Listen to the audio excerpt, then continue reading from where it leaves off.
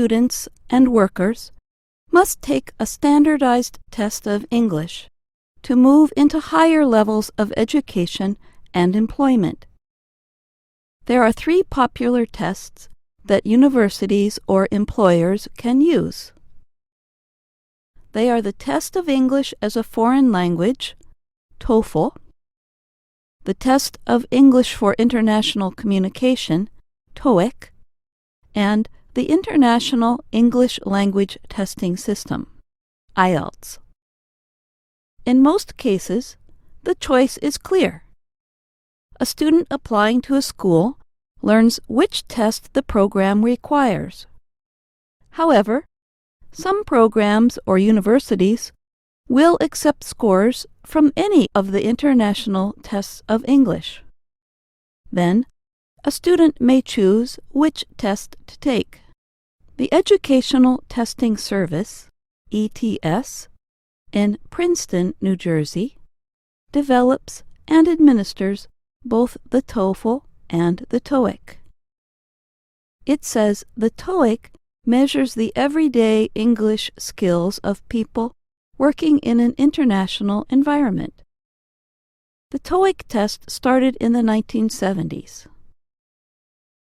The Japanese Ministry of International Trade and Industry asked ETS to develop a test for corporations to use. They wanted to know if non-native English speakers could carry out business in English. The TOEIC is based on English used in the workplace, but the test does not require knowledge of special business words. The questions come from real situations, like attending a company meeting. Organizations sometimes use the TOEIC to measure progress in English training programs. They also use it to consider people for placement at the right level in language programs. ETS says that 14,000 organizations in 150 countries use the TOEIC. There are several versions of the TOEFL.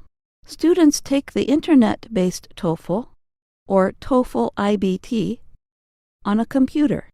Many U.S. universities require the TOEFL IBT for international student admissions. Another TOEFL is the paper-based TOEFL, or TOEFL ITP. It is part of ETS's institutional testing program. TOEFL ITP is used within institutions for the purpose of placement or to evaluate progress of students. It is not accepted for entrance to universities. For young English learners, there are 2 new TOEFL tests. The TOEFL Junior Test is for young people between 11 and 15 years old, and the TOEFL Primary Test is for those over the age of 8. The IELTS has 2 forms. The listening and speaking sections are the same for both forms. In the reading and writing sections, however, there are 2 different tests. The academic IELTS uses topics and materials covered in undergraduate, graduate, or professional programs. The general IELTS uses topics and material from everyday books, newspapers, and magazines. Triweek Kurniasari is a graduate student at an American university. She has taken both the IBT and ITP forms of the TOEFL and the IELTS. She says the paper-based or institutional test, the TOEFL ITP, is easier. The ITP is similar to the multiple-choice tests students usually take. A major difference between the TOEFL IBT and the IELTS is in the speaking section. On the IELTS, you have a face-to-face interview with a certified examiner. On the TOEFL IBT, you listen to a situation and record your response using a computer. Ms. Kurniasari explains why the computer-based speaking section of the TOEFL IBT was difficult for her. For the TOEFL IBT, it's more challenging because I have to speak with computer, basically, because I didn't get to meet the real person who talked to me. I remember there were 20 or 30 people in a room. The hardest part is the speaking test, because when I was about to speak and the person next to me also started to speak, then somehow I lost concentration because I could hear what she or he said during the speaking test. On the other hand, talking to a real person one-on-one during the IELTS was easier for Ms. Korniasari. For IELTS test, it requires speaking test, but I get to meet the real person, so it was kind of easier. It was just like a regular conversation, so it's much more comfortable and easier for me because I got to meet the person face to face. I think TOEFL IBT is much more challenging. Another difference between the TOEFL IBT and IELTS is the listening section. The IELTS listening section has 4 recorded monologues or conversations. The TOEFL IBT has classroom lectures by teachers and class discussions by students. Ms. Korniasari finds the TOEFL IBT classroom lectures and discussions harder to follow. And sometimes they use idioms too to share their ideas or thoughts, and we have to really know the meaning of the idioms.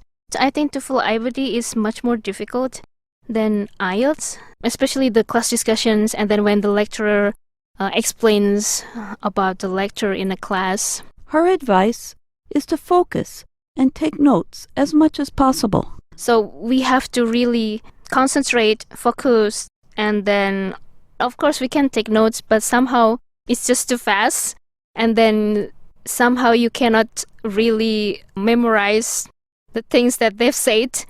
TOEIC Korniasari's strategy for success is to study, study, and study.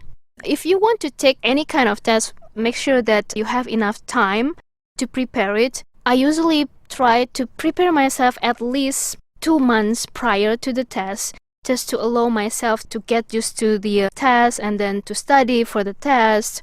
She also recommends using books rather than free online test materials. After getting a low score the first time she took the TOEFL IBT, she spent the money on study books for the test.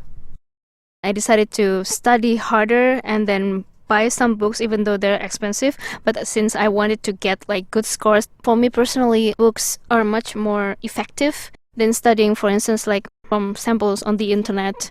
Because by studying the books, I can go back and forth, and then I can take some notes. To practice for the listening sections of the tests, she says students should listen to native speakers from more than one country.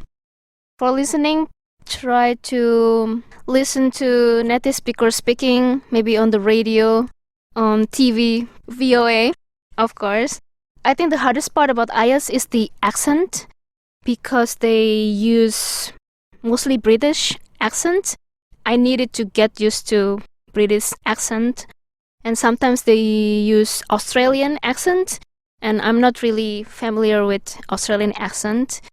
Finally, our students' last word of advice is one that your mother would probably give you.